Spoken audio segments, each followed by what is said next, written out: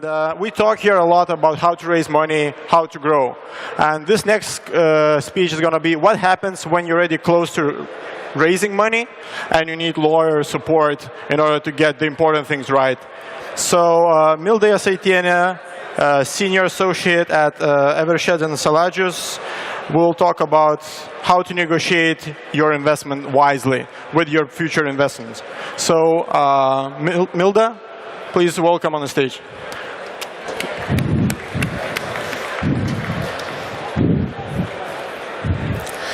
Hi all, I am Milda Jasaitienė, and now we have 15 minutes until another pitch challenge starts, and I would like you to present with a topic. I hope it will be quite an interesting one. It's about negotiations between the startups and the investors. I hope this topic will be just on time, because even at this conference there may be that some of the startups will meet the investors and maybe agree upon the funding. So let's imagine that it happens, and that just a startup meets some investor who seems to be really interested in the product that the startup is developing, and they agree upon the funding. And you found an investor, and it seems that the main job is done, but is it really so? So let's move to the question, what the topic is about, that how to negotiate your investment wisely.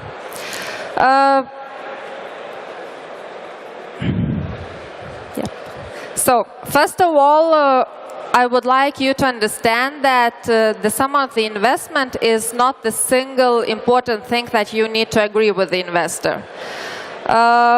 The term sheet, the shareholders agreement, or any other agreement that you will sign with the investor will have a lot of other important provisions which will determine how you will work in future, how your product will be developed, what will be your goals, and so on and so forth.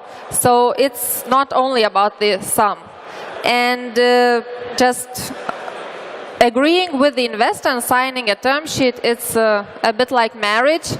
And well, we all know that you cannot buy a new car without an approval of your wife, or you cannot go home at 3 a.m. without giving a proper advance notice. So it's quite the same with the investor.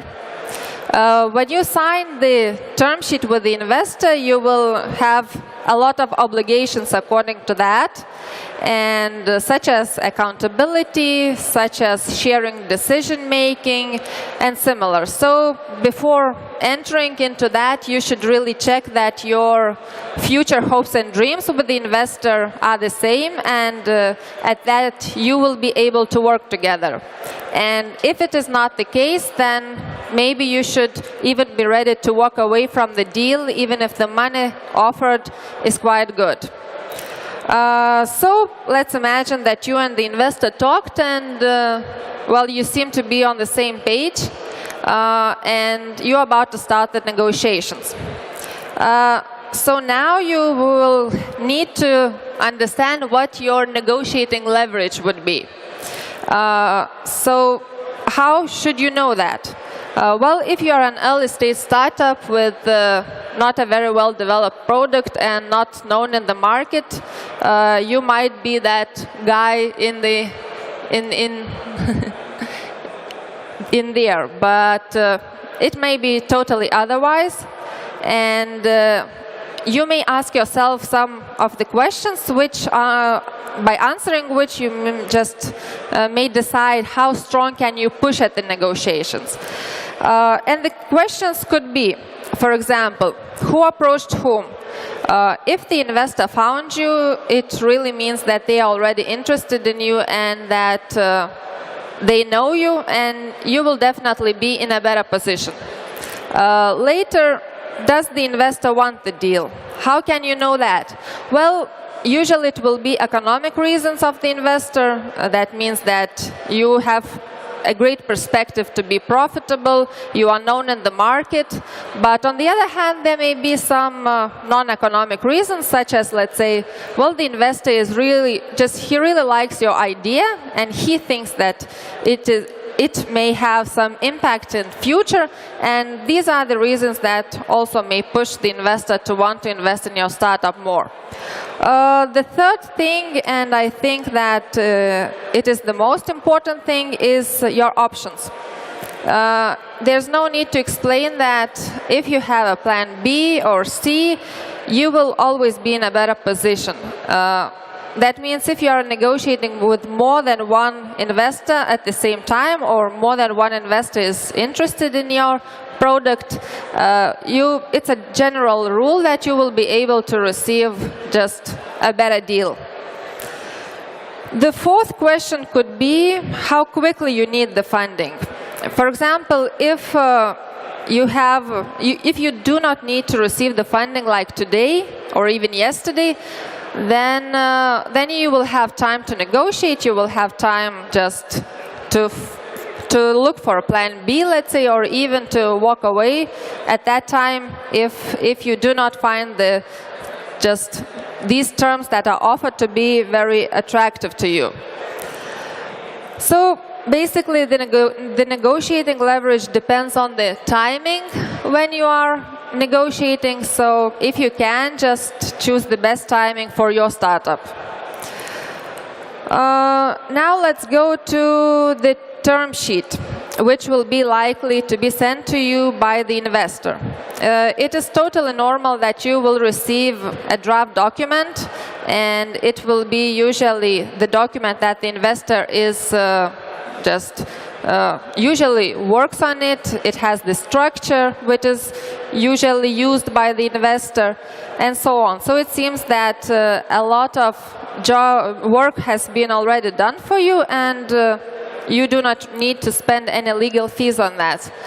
But you should also know that a lawyer, while drafting any document for his client, will always make the first draft to be very beneficial to his client. And no matter what transaction would be, the startup funding or premises lease or whatever transaction. But I may even tell you a secret that when the lawyer drafts the first document, he does it to be so beneficial to his client that no lawyer ever believes that it will be the last draft and the final draft which is signed by both of the parties. So when you receive the first draft, you should just treat that as only the starting point for negotiations. And also, do not let the investor to just negotiate any of the points of the term sheet by just saying that this is a standard agreement and we do all deals according to this. Because this is not true, and there is nearly no such thing as standard terms.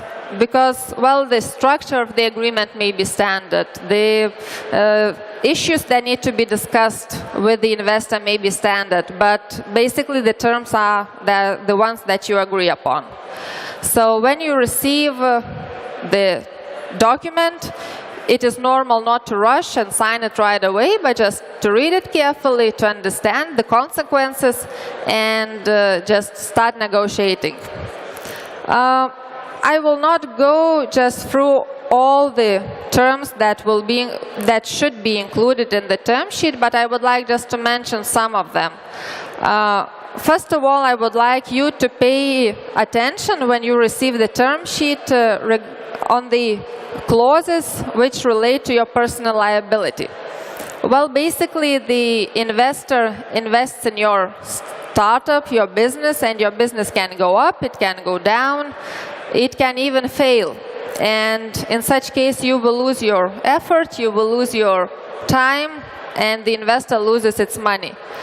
But it should be like this, and you should check that the term sheet would not include any provisions related with your personal liability, like no personal sureties, no personal guarantees, and no similar stuff.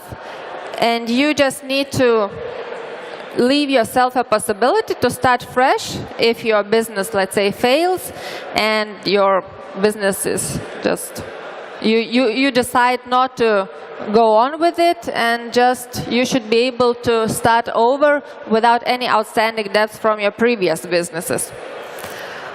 Also, in the beginning, I just mentioned that there will be a lot of other terms, important terms in the term sheet, besides the sum of the investment that you will need to agree with the investor. It could be management structure. Let's say the venture capital fund may want to have a seat in your board, or decision-making process. For example, the VC may want to have some veto rights when adopting some of the decisions. Control of everyday activities, that would be, you will need to decide how much the VC will be involved in everyday activities such as hiring people, opening new offices. Then also accountability. And these are all the terms that need to be agreed and resolved until the signing of the term sheet. And just to conclude, I would like to say that I don't think that there is one recipe how to negotiate the term sheet. The only thing is that you need to read the terms that I offer to you and understand how it will work in practice. And if you are not comfortable with these terms, then you can negotiate, you can just argue your position, or even to compromise in some cases. But still, you should be also ready to walk away from the deal if you see that, well, you cannot just work on these terms that are offered to you. And also, what I would like to say that you should not fall for the lines when the other party at the negotiation say to you, well, that's a standard provision and we are not going to use it in practice, or this is only a warranty and we are not applying it. These just phrases are usually said when people talk about liability clauses, about fines which are being set in the contract. But you need to understand that everything what is on the paper, it has legal power, and what is said, not necessarily. So it is so that, well, when everything goes well, usually people are happy, and happy people do not read contracts at all. And contracts are being read and applied only when things go not so well. And in such case, well, we have a lot of clients who are sincerely surprised when they just read what the contract that was signed in the beginning of the deal, let's say, when everybody were enthusiastic, and they just cannot believe that is the contract that they put their signature on. So you should not put yourself in such a position, and you should just try to put some effort in the beginning in negotiating the contract, and later on it might save you a lot of headache.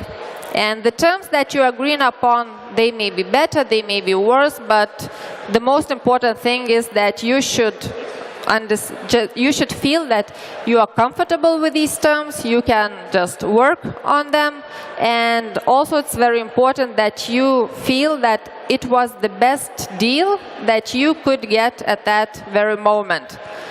And later, I don't know, maybe it's just a little bit of luck and hard work. And like the final remark, maybe I would like to give you an advice like a lawyer. So, well, the advice would be that you should consider just getting professional legal advice in this case. Because, well, the lawyers, sometimes people say that they create problems, but sometimes they may actually help. And of course, the final call in the negotiations will still be made by you, and but still the lawyer can just guide you through this procedure, through this complex procedure, more smoothly. And once again, just asking a question, how to negotiate your investment wisely? Well, one of the answers maybe could be just keep calm and hire a lawyer. So thank you very much. And I don't think that we have enough time for questions and answers, but I will be here around after the presentation, and if you have any issues or you need to discuss anything, so I will be glad to help you and just to talk to you. So thank you very much.